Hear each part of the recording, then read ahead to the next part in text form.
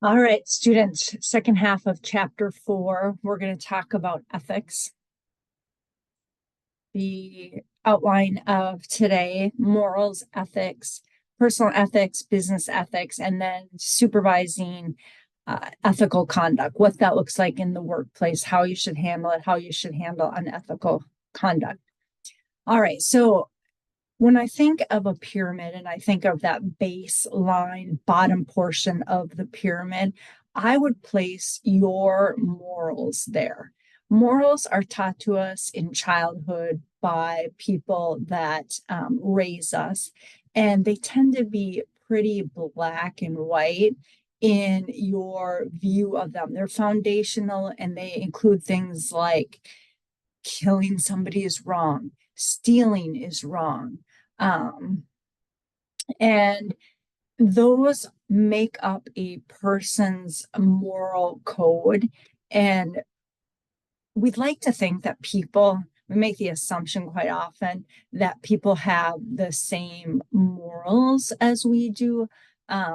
And other things like lying is bad. And when we have those morals, it feels good because it gives us this foundational world view with which to operate. This is wrong. This is wrong. This is right. This is what we should do in this situation. But as we take our morals into situations, we have to look at what is right and wrong based on a situation and what is important to us, what our values are, what may be the end result of our decision, what are the consequences, what does the majority think in this situation. So we're taking who we are into situations and applying them, and therefore we're going to be talking about primarily ethics. Okay, so your morals are not up for discussion in the workplace. We are talking about conduct. We are talking about behavior, things that you do, things that you say, and what is appropriate and what is not appropriate in the workplace. And that, again, we'll talk about, it really depends on the company. All right. So ethics, determining right and wrong based on your morals. Again, you can look at how do my values play into this? How do the viewpoints of those being affected by the decision? Maybe you're looking at what are going to be the consequences and how are those going to affect different parties. But that's how, in a situation, you're determining what's right and wrong. And so morals, I like to say, tend to be black and white. You don't have to debate them much throughout your day. Ethics is the gray. It's everything that's not black and white for you in determining whether something is right or wrong. So I came up with this little continuum where on one side you have the law. Now, the law tells you this is right and this is wrong, and there are consequences if you do not follow exactly what is decided here. And so that's pretty straightforward. And then on the other side, you have total chaos, which is everybody's doing their own thing. There would be no right, no wrong, and would be extremely difficult to exist in that kind of society. What lies between those two extremes, and I'm not calling the law extreme, but just between those having to have like everything rule-based and laws and total chaos, is ethics. That's the gray place that you have to find your place in determining what is right and what is wrong. Maybe you're way over on the side of law. This is right and this is wrong. Or is there some gray in between depending on the situation? What if there's a law that you absolutely don't agree with? Then how does that play out for you? And then you could be on the other side and you would say, oh, I exist where there's more relativism, right? It's dependent on the person and the situation, and I'm maybe a little bit more over here. So those are what we're going to call personal ethics. Those are for you to determine for your life. So I just wanted to give an example of how this would really apply if I told you more about the situation where we talked about, I have a moral view that stealing is wrong, but then I provided some really interesting kind of make you think information about a situation. So if I just told you, oh, there was a woman arrested last night for stealing at a store and pushing a sales clerk. Okay, you would think, oh, right away, that's wrong. But as soon as I gave you some more information on that particular incident, say I said to you, okay, so the woman who happened to be arrested and got in trouble for, pushing another person to the ground was stealing formula for her infant twins, right, who are at home. One of the twins was born blind, and she tries as much as she can to stay home with these twins. She recently was let go of at her job where she is a nurse, but she just couldn't make some of her shifts because her husband was recently deployed. And so push came to shove, and it resulted in this woman going into the store in the middle of the night, stealing some formula. This formula was about to be expired. So she looked through all the different formula to find the oldest on the shelf. And the woman tried to stop her as she was leaving the store. And she thought she had just kind of, pushed her out of the way, but actually pushed her just with her adrenaline running. And the woman fell, the sales clerk fell on the floor. Now you've got this situation where it isn't maybe as black and white as we would just like to think. Okay. This can be applied to when you think about the workplace. So if I continue with my ethical view on stealing in all situations is wrong, then I'm assuming that other people are going to behave that same way. Well, we know that's not true because I am not going to take home a pen from the office or some post-it notes, or say a whole stack of file folders got left in my work bag, and now I'm at home and I'm cleaning out my work bag. Do I just set them on the counter, or do I make sure I bring them back to work? So things start to get gray. And how to manage some of the conduct for your employees, if you're a business, is to create a code of conduct to help your employees know what your expectations are of them.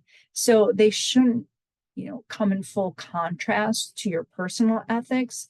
They should enhance what you already believe and take it a step further on behalf of the company. So codes of conduct are really important and get to be decided by the organization itself, right? So nonprofits and other organizations, even public companies, those are owned by people. And so those people get to decide what is acceptable conduct and what is not. And so they will create this code of conduct, and it will have on it a variety of things, such as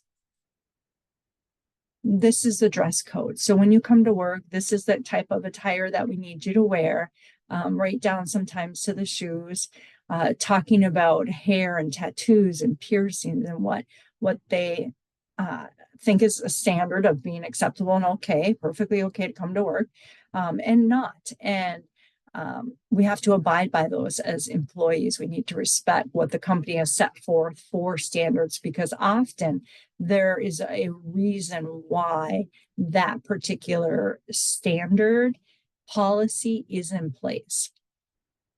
Some other items that might be included in a code of conduct for a business is the time off policy, how much you can take, what is maybe some laws around that, but what that company has chosen in terms of if you need time off, you need to call us 24 hours in advance, or you need somebody to pick up your shift, or The expectation is that, by 6 a.m., you send an email to your supervisor letting them know if you're out sick that day. So you're going to want to really review the code of conduct at the place where you work so that you know how to behave in a way that makes the manager's job much easier. And you want to put yourself in a position where you can be up for promotions. People know you as someone who gets along with other employees and follows the code of conduct in demonstrates a lot of integrity. A couple of items that might be on a code of conduct is harassment. What constitutes harassment at that company? And a lot of places will have a zero tolerance for that sort of thing. So it may be that you are disciplined by a verbal warning, a written warning, and then you are dismissed from the company, or whatever the people have decided for that particular policy. Some other things that come up are conflicts of interest. So if I'm, a college instructor, but yet I have a side business where I've teamed up with a couple other professors and we have our own college that teaches the same degrees, well, that would be a serious conflict of interest for both employment places. And so some of that is outlined. If you are in a special position, you may have a non-compete, which says, okay, if you leave the company within the first year of leaving the company or getting dismissed from the company, you cannot start a company that's in the exact same field as the one that this is in. So those are important to know. If you are a supervisor and your job is making sure that people are acting ethically, you're going to want to be sure that you hand out the code of conduct and that everybody is aware of what is on it, that it's held in esteem both by you, mid-level managers, and higher ups. So please give your employees time to read that code of conduct while on the job, while getting paid for it, because not only should that happen, you're also saying we are willing to pay you to read this. That's how important it is. So if you just kind of stick it in their orientation folder and say, please read that when you get home, it doesn't elevate that code of conduct to the place where it needs to be.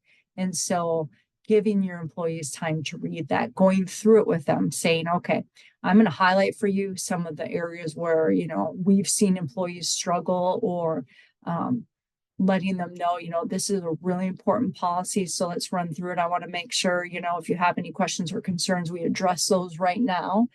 And to have them then sign and date that, not that they received it, that they read it and understand it, right? And so making a open dialogue about anything that might be in the code of conduct that the employee has questions about or maybe concerns, it's a great place to do that in the beginning days of employment.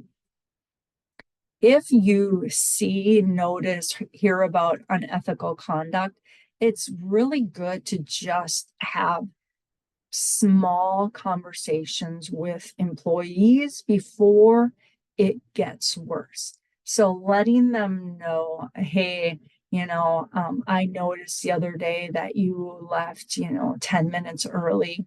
And I understand that, once in a while, some emergency situation might come up, but our policy is that everyone stays until, 4:30, and it's really important that we're there answering the phones or emails from customers that may need to get a hold of us in those last 10 minutes. So just I noticed, please be sure to ask me next time if it's okay, and have it approved before you leave, and we do really want to keep those to a minimum.